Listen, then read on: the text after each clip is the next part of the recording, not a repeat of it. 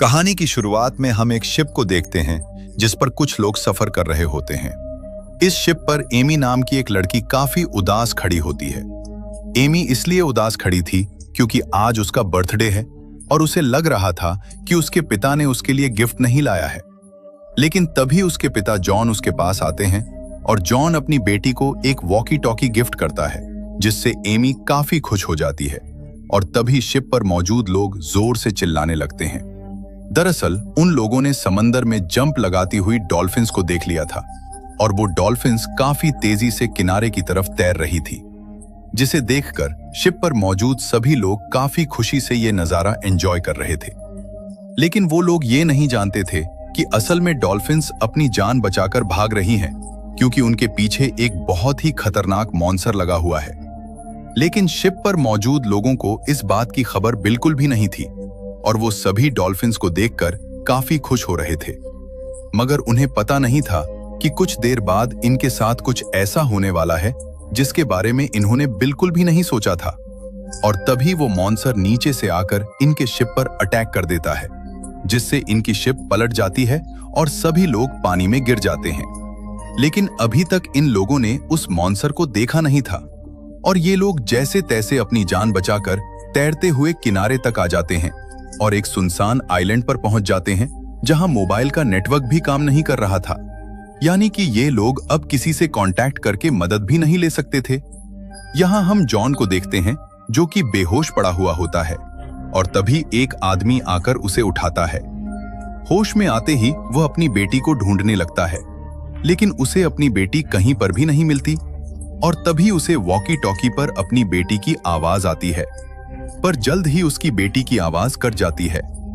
अब जॉन अपनी बेटी को ढूंढते हुए जब थोड़ा आगे आता है तो उससे कुछ दूरी पर और भी कई सारे लोग दिखाई देते हैं जो शिप पलटने के बाद जिंदा बच गए थे। और इन्हीं लोगों में जॉन अपनी बेटी एमी को भी देख लेता है। अपनी बेटी को जिंदा देखकर जॉन काफी खुश हो जाता है। अब जैसे ही जॉन अपनी बेटी को बचाने के लिए उस तरफ जाने वाला होता है, तभी एक आदमी जॉन को रोककर उस तरफ इशारा करता है जिस तरफ जॉन जाने वाला था।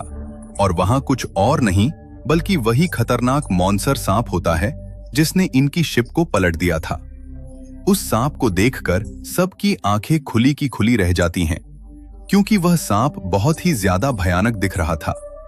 अब उस सांप के करीब जो लोग थे वो लोग सांप को देखकर वहां से भागने लगते हैं, लेकिन तभी वह सांप उन पर हमला कर देता है और एक एक को जिंदा निगलने लगता है।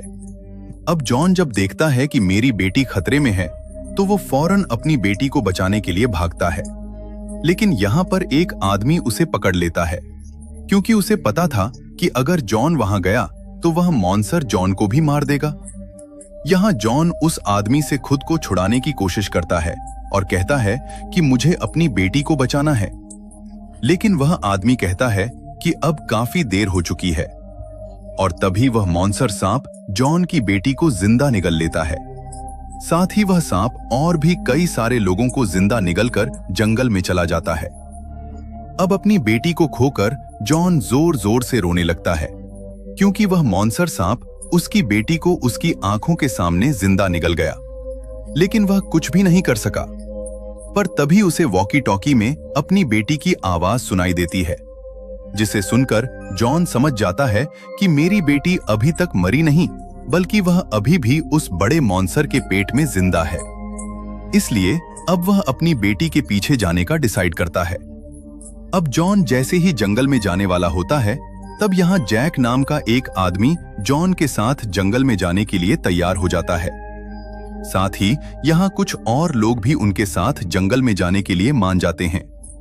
लेकिन कुछ लोग उन्हें जंगल में जाने से मना करते हैं और कहते हैं कि यह जंगल बहुत ही खतरनाक है, अंदर जाते ही तुम सभी मारे जाओगे।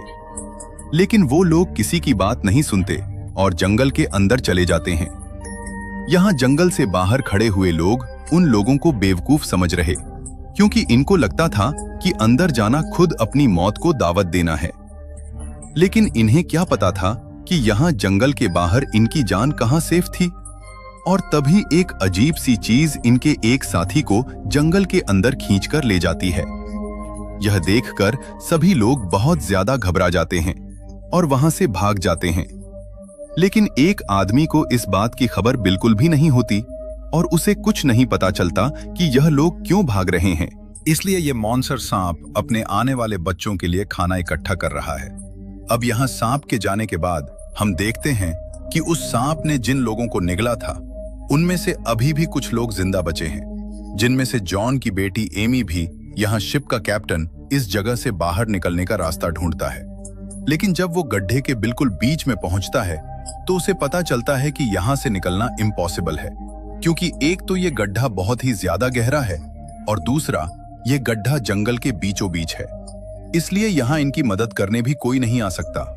और तभी ये लोग उस मॉन्स्टर सांप के अंडे भी देख लेते हैं। यहाँ कैप्टन आगे बढ़ते हुए उन अंडों पर अपना हाथ रखने ही वाला था कि तभी जॉन की बेटी एमी उसे ऐसा करने से मना कर देती है, क्योंकि वो अंडे किसी भी टाइम टूट सकते थे और उसमें से सांप के बच्चे निकल सकते थे, और अंडों में से सांप के बच्चे निकलने के बाद इनकी मौत पक्की थी।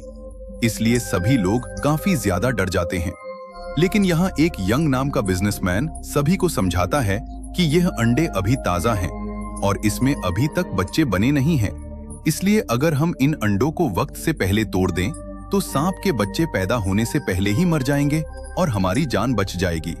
इसलिए वह बिजनेसमैन पत्थर उठाकर एक अंडे को तोड़ देता है, और जैसे ही वह अंडा टूटता है तो उसमें से सांप का एक बच्चा बाहर निकलता है, जिसे देखकर सभी लोग बहुत ज्यादा घबरा जाते हैं और सभी लोग उस बिजनेसमैन पर गुस्सा करने लगते हैं, क्योंकि उस बिजनेसमैन के गलत फैसले ने सभी लोगों की जान खतरे में डाल दी। अब सांप के बच्चे को अपनी तरफ आते हुए देखकर सभी लोग भागकर एक बड़े से पत्थर के पीछे छुप जाते हैं। यहाँ वह सांप का बच्चा भी उन लोगों को ढूंढ रहा होता है, और तभी उस सांप की नजर एक लड़की पर पड़ती है जो बुरी तरह से घायल थी, और घायल होने की वजह से वह भाग नहीं सकती थी। इसलिए वह सांप तेजी से आकर उस लड़की को खा जाता है। और इसके बाद अब हमें जंगल का सीन दिखाया जाता है, जहां पर वह लोग जो सांप के जिंदा निगलने वाले लोगों को बचाने के लिए निकले, उन्हें अभी तक ना तो वह मॉन्स्टर सांप मिला और ना ही सांप के जिंदा निगले हुए लोग। लेकिन अभी तक उन्होंने हिम्मत नहीं हारी और वो सांप के निशान को फॉलो करते हुए जंगल में आगे की तरफ बढ़ रहे होते हैं। कई घंटों के सफर के बाद यह लोग एक पुराने फैक्ट्री में पहुंच जाते हैं। अंदर जाने पर यह लोग देखते हैं कि यहाँ का सारा सामान यहाँ वहाँ बिखरा पड़ा हुआ है, और तभी उन्हें सामने एक सोल्जर का स्केलेटन भी दिखाई देता है, जिसे देखकर यह लोग काफी घबरा जाते हैं। अब यहाँ यह लोग जरूरत का सामान ढूंढने लगते हैं, जहाँ उन्हें ढेर सारी केमिकल की बॉटल्स मिलती हैं। लेकिन उन्हें कुछ भी समझ नहीं आ रहा होता कि आखिर इस जंगल में इन केमिकल बॉटल्स को क्यों रखा गया। और जब यह लोग सामने की अलमारी खोलते हैं तो उस अलमारी में ढेर सारी किताबें रखी गई थीं, जिसे पढ़कर उन्हें पता चलता है कि यह जगह कोई फैक्ट्री नहीं बल्कि एक एक्सपेरिमेंटल लैब हुआ करता था, और किसी टाइम यहाँ जानवरों पर रिसर्च किया जाता था। साथ ही उन्हें कुछ जानवरों की अजीब सी तस्वीरें मिलती हैं, जिससे उन्हें पता चलता है कि यहाँ इस आइलैंड पर लोग जानवरों पर रिसर्च करने आए थे, और उनके एक्सपेरिमेंट की वजह से यह जानवर इतने बड़े और खूंखार बन गए हैं। इन सब चीजों को देखते हुए इन्हें आइडिया हो जाता है कि यह आइलैंड बहुत ही ज्यादा खतरनाक है। यहाँ हर एक चीज, पेड़ पौधे सब जिंदा है, इसलिए हमें काफी संभल कर रहना होगा। इसके बाद यह लोग इस एक्सपेरिमेंटल लैब से निकलकर बाहर जंगल में आ जाते हैं और जंगल के एक हिस्से में कुछ देर आराम करने का सोचते हैं। यहाँ जैक पेड़ की एक लकड़ी काटता है, जिससे काले कलर का लिक्विड निकलना शुरू हो जाता है। इसी दौरान उनका एक साथी सिगरेट जलाने के लिए माचिस की तीली जलाता है, और गलती से उसके हाथ से वह तीली नीचे उस काले कलर के लिक्विड पर जा गिरती है, जो कि पेड़ के लकड़ियों से निकली थी। उस काले कलर के लिक्विड में माचिस की तीली लगते ही आग का फव्वारा फैल जाता है।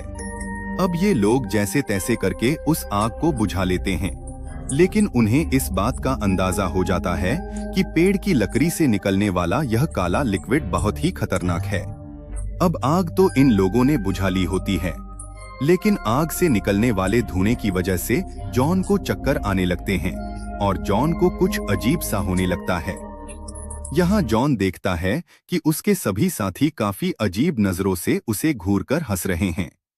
साथ ही उसे खुद की तरफ वही मॉन्स्टर सांप बढ़ता हुआ दिखता है और उसके कानों में उसकी बेटी की आवाज आती है, जो कि